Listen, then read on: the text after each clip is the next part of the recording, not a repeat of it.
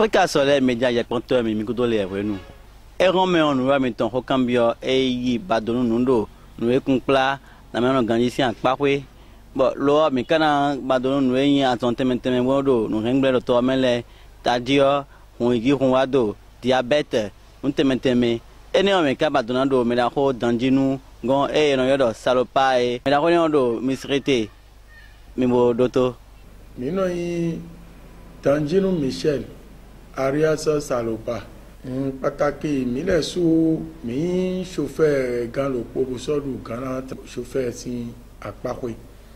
o ka bio amameto ayire won egbe me etewe ka hemi bio amasi apakwe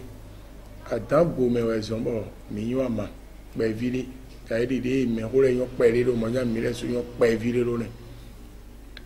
torí mere mo yo ama vo amasi dogbo ma fo ama wo egbeso ama aduna to amasi wezu ho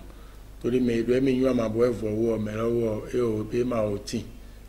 ama wo we pote we zo pere de mi yo ero o mi o comité fidi oui mi no gbo azon temetemele na mele ngbo ya utu le tin bo supo bo so a o ya to jire le me mi te din lọ́wọ́lọ́wọ́ a utu tele kan ya utu pàtàkì de wa din le diabète mi be son diabète yi diabète wa din bo mele to jije bodo koko to ama mi ton si anpawe be to ma tin mo la je diabète beaucoup et mi de jido ama mi ton lego diabète ma ne be to na je beaucoup ma we dama ma we do ama ma wo ka do dama do gbe me ti ama nu lo poropori ama lo poropo no wa e tin bo do na togbo mi ton re nyu ama lo le lo poropo si yin ko e wa jo bo melele wa ku bo ya masi apawe lele soyi melele wa to gbe owe ko to biba si to egbe bo me ku bo en soyi le en dagbele le soyi o so po dagbele le da yi bo mi ko to sisan to alonu ti diabète no konte ba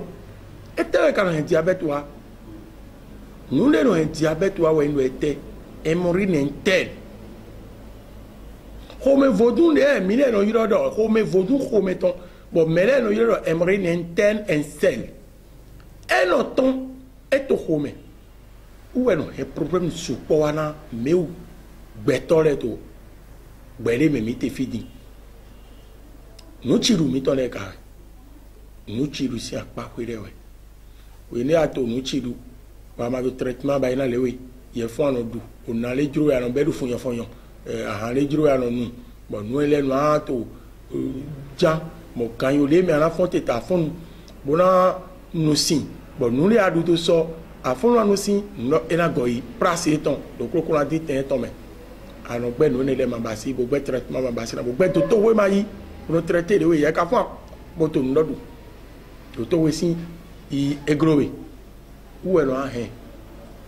diabète wa l'on prostate wa l'on tension wa l'on non concole wa infection hémorroïde interne no ne biwa pata où est zongo mi do awure wu wa di ama a utu de mi cité ne le lokolo ton diabète si ama eto mi citofi cheke bo yana gbo bi pata me no ma so na mo kon gbele to nko Jesu to me hémorroïde interne en sel mi ti ama to do fi bo mi no gbo cheke bo me lo wo ma so na mo pon infection mi no gbo cheke to fi to pharmacopée fi bo mi no gbo cheke bo me lo ma so na mo pon to mi le ma yin vodun no yewe no mi gbigbo we no we mi nu pere to gbigbo we si apakwe mi medide lopo to gbigbo we si apakwe bo ma wa na mi ase na mi ka ya ase logbon ni adama gbo ya ma singa din dagbe adagbo me no de heme imo dagbe oviku asiku oviku u ezomo njegbe bo he amadogo amalenka hendogo enere e o kaka jedin mele biwe to ope ko na mi na malo si apakwe to aide won egbe medin medo 30 ans e ko to asono be est ce que ma kato mo la yi to gbedudu do wa wu gan bon mi won je ne biji bo to bi bedu wuro vi mi ton le mi re so ji re din e be ne do din mi no to fi be 30 ans 28 ans 25 ans et no wa ko problème ne le ko fi te mi ka je ko e ko ou ezo mi na bai molo na ndudu mi ton le ne mis ngandu buena ja do mena mi bo mi na nyoro adu no bai so ma totole su to so bai ra ile gaba ou ezo mi te do ma pe koko mi te do toto ko mi ma gbele be todo na wa I toto we by force to melele no wa po mi no do na re ni toto we bai we da mu to bokun bokun lo be na mo emri Nintendo humena ya ira mo infection do humena ya ira mo diabete do humena ya mi no do ni bai treatment le bi mo so no bai bronze we ma na mi po mi no traité e ga do fi lele no so awukia eno so awukia do apate we eno so awukia do melo indo eno mna ila ibu no wado awe to zame kabi lopo to zame mina mondo ena cha do fifon to na 3 mo atom etron 3 jena je 4 etron 4 jena je 5 etron 5 jena je 6 e kan 15 si apa wewe mina mondo e wado do komedi ado mina mo alo do supere na no hado no keche ne de ena mondo ado na pen ena pen mo dozi melela to se sentir amoro melela no ya do do nume bono do ko e vivi ya ji tori etin category etin alopa bona to esa mo je so ti mo to hun me na gbe orin bo ma do ya bona to okuro be ena kwikule bona kwikule ena che problem afotology afona che no wa heji oku me le bi na no dudu e ma do ya e to ku me bu da so wa do ku me ne ayi no pe de gbo me lo gbare e ba pa ene mo so no ku e ba apa joma ku nya ka do apa joma ku o to ti traité kaka bo e ma ku mi re jana mo adona za masimi ton lo gbidi bona wo jedi do so na me pátápátá ino mi pogo pozane atere bo e ma ku ra nya azan masimi ton boya masimi ton o traité nya azan mi pogo ku na palo na ku rapide to nezo wa palo maku au no masino na apa ene ko ile oui to fle ya je ti ato ti abet je no awe ni ngo sitene amonia awe to be le tenya zia for do come na for na tikri tori eno ze formo emri Nintendo pepepe to me aforo tikri ba na ba for atezi aforo do come ya ma sentido aforo do come wo eso no ba imoga ou ezo wa mere wa fi mi no kan hobi o melo ganji melo wa pharmacopée mi to fi mi no kan hobi cheke bolo kan mero na we alo ivese egbon na no wa dogbon na ho me to no do ngbon na kan la to e no fogbon mi no kan no pro bi o na no ko to no ba ye no ba vivre ya bo mi duro mo traitement le mi na ba to fene tori diabète no so a o yali e mo ri intel comme vodou comme dans et non soit il y a des pepe bo amanyo basi bo cham bo ya mari do golan le ya anto le traité bo le na so to kra de wedode ou ezo mino cham malole kaka ye infection ji i melo kanu le melo na copie mais si alors si mo do chan yedo eto nunu o mi temare ne harokore mino temare massage bi ba dege we ko ne haroko amodo we ko na ba 3 jours et à toi les mêmes we ko na ba 5 jours 6 jours kaka sero ko si awede mi na mo mele na fon alole masinga do kun moto ya kun afore masinga afore chikriti we man to mo re me pare to inko Jesus to me wo su era che moto kun ji mo na fo so agbasa mi cheke wi yan si no bebe yan zo lo so awu ya yan si mi na mo do ogowe to no numa kabina do de kabi nundi na jijale re na to so grore wo ma mo viji nundi na jijale re na to so kabi hungole re na fole so grore nyon si apa ko ton ni mi na mo do eto mo kaka bo ma ya o traiter re e na ndo pe fi mo na pogo e ka pogo mo yo oku ba jo mi ni to e do ku ere gbeto no do bo ton pogo me le latin bo yi me ko bo so awo ya bo no do ngodo 60 ans ngodo 50 ans no pogo eni wa ihori mo ipon nyoko no degbe viji do hori emno go pipo le no do emi do 50 ans no pogo le c'est faux zéro mi bay traitement na milele mi no amasin e mi mate wa mi de mo so pharmacie bo i ko amasin pharmacie ton bo no traiter milele dagbe na mi bi ton diabète le frein ah nous alors pas no doté ils m'ont dit à mon diabète ou m'a bloqué au vide sous nous diabète si un maladie les médecins ont diabète l'olier bon il doit zan et ma dodo et soyez bogo mi zedio les trofne ouais ma bien où tous les voyants sont wa fi avant ça c'est diabète wa fi akala respecter vos gens ok infection doit pas te oui mi mo do mi o do la do hémorroïde interne no cria auto support we ne hémorroïde interne no e si en to kan lo le ji we ne si en to o kanji e no si en to mi si kanji e no si en to hunle si kanji e no si en to adole si kanji we no mi na mo no prostate no ya ore melele mi mo di mo no si en to kan le ji bu no si en to tagro me si o kan lo suji mi na mo no e no do sirizita e me sirizita e do yin kon e do bwene me yin sirizita e mi na do hémorroïde interne le pro réagir au tagro mais to de si au kanloji to homefi au kanama wa zona do yi o fi o huma motemelando sa ou e no mo bina mo do mais le no atin no eto hémorroïde interne ne to nwa he bon e be visite lo bio ende mina mo do o huma no kudio amoni bon mais le tin bo ye ndo ido ho le nu me to na che wanu ji mina mo do nokun e tori we ne o si o kanloji nokun o so wa je vri ba ji amodia ete ka no henu ne wa we ne mo na interno si karojiri chale infection na biye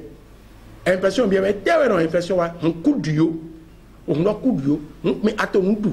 ndo mato 6 e mato kan le me na gbonre e mato bi me gbon file o na sa gbonre o ma si sa gbon bi me e je file no carré file zo je file no carré file infection no wa tere mi na o me le infection no do yabo agbasa e no to agbasa kuru infection no do yabo bo mero no megri mo hugo mo citrono e no di tairi sidango to ri to to e hunno no to huhu bo infection no ko ne we no he tension wa to infection no ko ne we no he tension wa to ri to we ne mi olo hugan bo hunno to huhu o sin na hugan we do si hugan no e bo sa mi na se do bo tension ase do e jai we fiteje ku ne ko et j'ai fait attention on a de tension si Amazon il y a ma traité hémorroïde interne avec une infection ouais votre tension si Amazon nous crée attention à maman lewe me ko gbede ala to nous pour ouais à la fin on a to amasin tension ton 0 ouais et to dans mais bon fili a outu Robertson no fili a client forte no fili a kajo fili a client forte do boato ifife boy han wezu me to fi agbagmante amono e ma so bi fi da clan forti lo wi we ho me lo e na traité ho me lo na wi we ne traité ho me lo na wi fo asinga no tension si amazan bo autour na raconter amaso mo tension ba choba tension wa ye di do anaza emri na interpo infection ko si amasin ko diabète ko si amasin ko e vo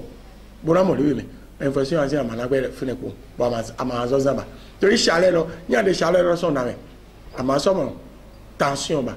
na no kuro ko do catégorie eton ndia infection ton lié tension ton be don infection ton lié anu ana mo tun do te na mo aso ngbo mo lo polo e no to agbasakuru me to agbasakuru we no hoye o mi do adi savon de da no le mi so do nu sawu de da no sa me no kuro agbasaye ton me e hoye lo e la so hun sawu eton bra so adi eton e la traiter infection amoni tension ton de tension to e no wa zo le cho e no wa zo tran tension a wele bi e no gbo tension a wele bi e no gbo e yaga e wado bi e no traiter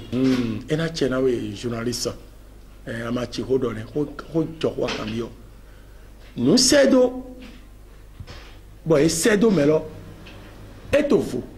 chobo amasin ewo amale mi do chaka amasin ewo gbidibidi re ki sedo melo kabe do numera melo era traité bi pata e tewe inu le mi na gona Pour les voulait au Messi.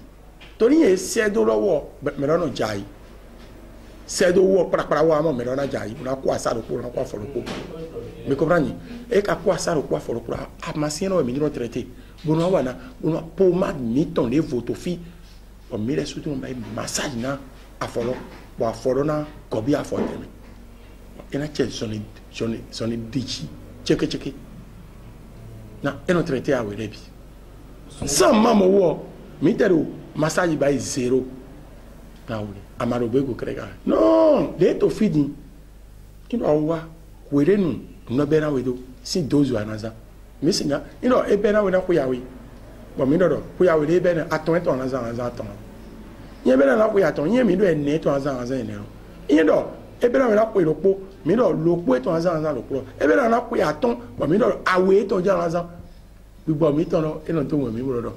12 de Melonazan, Angela, non, tout le monde. Tu y a eu un ennemi, mais ce passé à Dungan, le poteau, oui, oui. Mito, misrete, Jevali,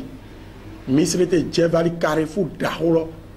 pharmacie, Pelletin, et au Jevali, Carrefour, mi fait face pharmacie, Pelletin. Mi fait face pharmacie, Pelletin, immédiat pharmacie, Pelletin, mais mon premier vent, deuxième vent, l'imité. Minando, chez Salopa. Ça repasse une bivette même idée. Et tailler ton le gros et mettez fil là auto bon pharmacopée de fille auto nous savons mais là auto il va auto rico auto à son un bon alors quand il tombe à veji 97 ans 87 ans 36 ans 10 ans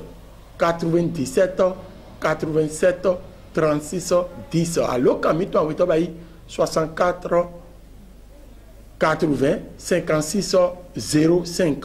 Ayant, il y a compté mi, minanze, et là, m'l'en finit, ouais, et il faut les volons.